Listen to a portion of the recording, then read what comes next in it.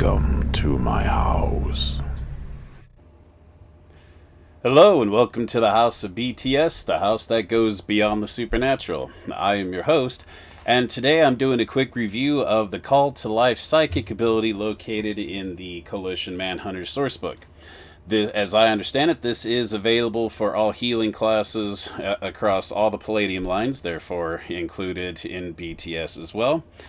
And Call to Life is one that I actually got to look at as an early review, and I'd kind of like to go over it now for a few moments. First off, with Call to Life, it is exactly what it sounds like. The psychic reaches into the ether to call the life force that has departed the body to return by following the sound of his voice or thoughts.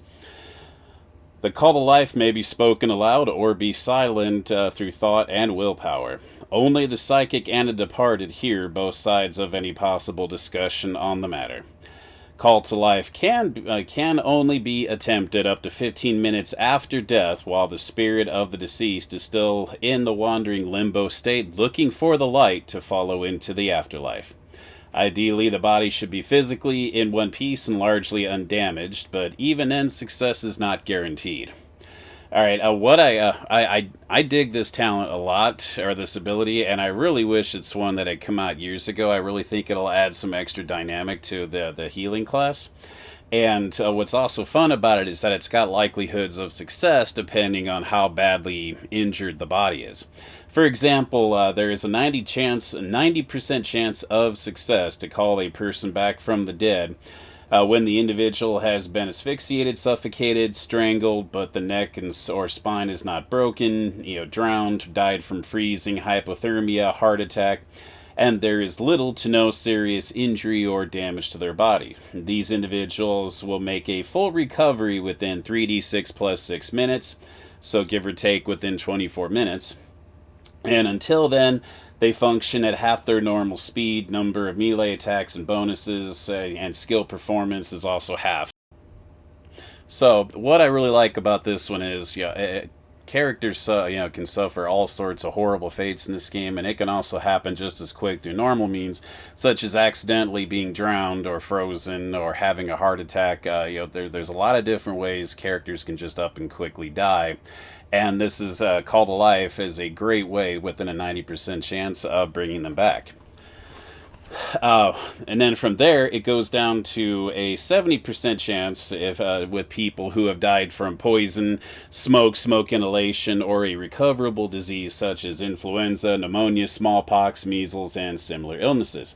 These individuals will make a full recovery within 1d6 days, and until then, they function at half their normal speed, number of attacks, and bonuses and skill performances are also halved. So this one will take some recovery time, but the characters and NPCs, they will live to tell the tale. And finally, they will have a 40% chance of a temporary reprieve and return to life for only 2d6 minutes, unless the body has been successfully restored, healed via advanced medicine, surgery, magic, psionics, etc., within the allotted time. This is where things get pretty tricky. This applies to characters who have died from severe injury. Now, the key word on that one is serious heart condition or damage. I'm going to try to get some wounds, broken spine and neck, loss of limbs, severe blood loss, later on, which has actually happened in my game.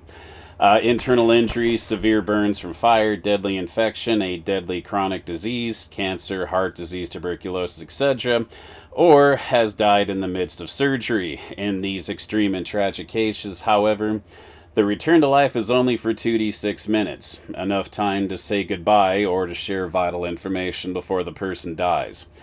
The only exception is if the damage to the body can be somehow restored or healed quickly, whether by magic, psionic surgery, or advanced technology and medicine. There is a key word in that last sentence, where again it has to be somehow restored or healed quickly, and I'm going to get some confirmation on this and report on it, at another time, or even write about it in the player and the upcoming player and GM guide that I'm working on.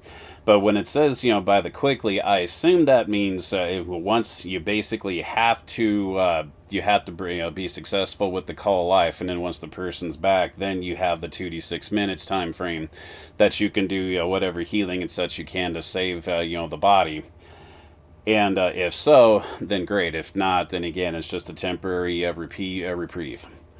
Also, there's a note for recovering after being called to life. In the first two cases, the deceased that's called back to life, they return with 2d6 hit points, or MDC as the case may be, and it specifically here says not SDC, so strictly SDC.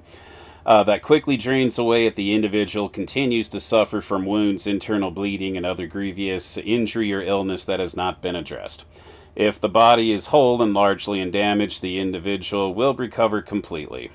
And once they have recovered, or once once they have recovered, the hit points and SDC that follows, that'll all recover as normal. For that, for the rate of that particular being, or through magic and psychic talents. Call to life also can be performed repeatedly on the same person. However, each subsequent attempt sees a cumulative minus 15% penalty applied to it. So, limited time frame. If you fail the first time, you can try again, but it gets harder as it goes. There's also a few notes, such as there is a limited range. You have to either be touching the body or be within 2 feet of the body or corpse. The duration, it's permanent results, but it requires 1d4 rounds of focus and concentration by the psychic before they can perform it. So this isn't a burst into the room and start immediately calling to life. You have to focus and prepare for it. And if the person does not respond at the end of the 1d4 rounds, he or she is gone, dead. But you can try again with the negative bonus, or negative with the negative penalty to it. One of the things I find coolest about this too is really, for as useful as this ability is, it's only an ISP cost of 8. I mean, that's pretty reasonably priced for saving somebody's life. And as far as saving throws go, they're if the subject wants to live, there's no saving rolls required. If the subject has given up and has lost the will to live, however, they do have the standard saving throw against psychic abilities. And that, in a nutshell, is what Call to Life is about. And again, I actually got a chance to use this when Kevin and I, when we were kind of going back and forth on some of these abilities. One of my characters in my online game, I just gave him the ability outright as he was playing a healer, and it's like, should the opportunity come up, make use of it. And it turns out that the opportunity did, and he successfully saved a person's life who had been strangled to death by an entity, and it made for a really neat, healing, miraculous scene. This is another talent where, again, alongside characters like a psychic medium, where the medium can hear a death rattle up to a minute before that person has perished, that gives warning that somebody's about to die. Yeah, and if it turns out they can get to them or not, if necessary, the healer can use Call to Life if they have it. I think it's a pretty cool healing ability. It's one I wish had shown up ages ago. So with that, I'll leave it at that, and I thank you for listening, coming to the House of BTS, and you have a good day.